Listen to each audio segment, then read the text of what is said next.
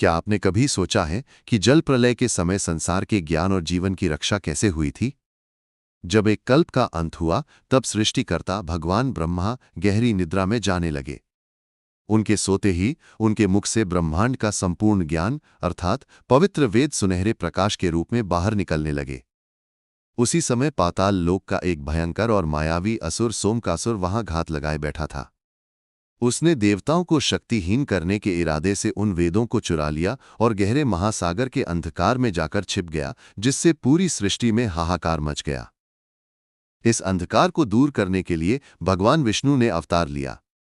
एक दिन जब पुण्यात्मा राजा सत्यव्रत कृतमाला नदी में स्नान कर रहे थे, तब उनके हाथों की अंजलि में एक बेहद छोटी और सुनहरी चमकती हुई मछली आ गई।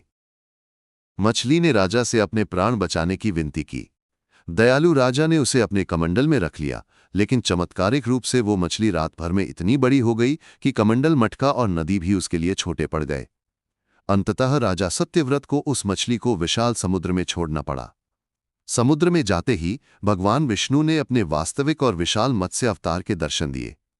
उन्होंने राजा को चेतावनी दी कि ठीक 7वें दिन एक भयंकर जल प्रलय पूरी पृथ्वी को डुबो देगा, इसलिए वे एक विशाल नाव का निर्माण करें।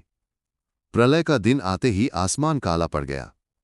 राजा सत्यव्रत अपनी विशाल नाव में सप्तर्षियों, सभी वनस्पतियों के बीजों तथा जीव जंतुओं के जोड़ों को लेकर सुरक्षित बैठ गए। तभी प्रलय की भयानक लहरें उठीं। वासुकी नाग को रस्सी बनाकर राजा ने अपनी नाव को उस विशाल और सुनहरे मत्स्य भगवान के सींग से मजबूती से बांध दिया। भयंकर तूफान और लहरों के बीच भगवान मत्स्य नाव की रक्षा करते रहे। जब सब सुरक्षित हो गए, तब भगवान मत्स्य समुद्र की गहरी और अंधेरी खाइयों में उतरे। वहां उनका सामना वेदों को छिपाए बैठे असुर सोमकासुर से हुआ। एक अत्यंत भयंकर और जादुई युद्ध के बाद भगवान विष्णु ने उस भयानक दैत्य का वध कर दिया। अंत में प्रलय का जल शांत होने पर भगवान विष्णु ने वेदों को उनके सुनहरे और पवित्र रूप में सुरक्षित निकालकर वापस ब्रह्मा जी को सौंप दिया।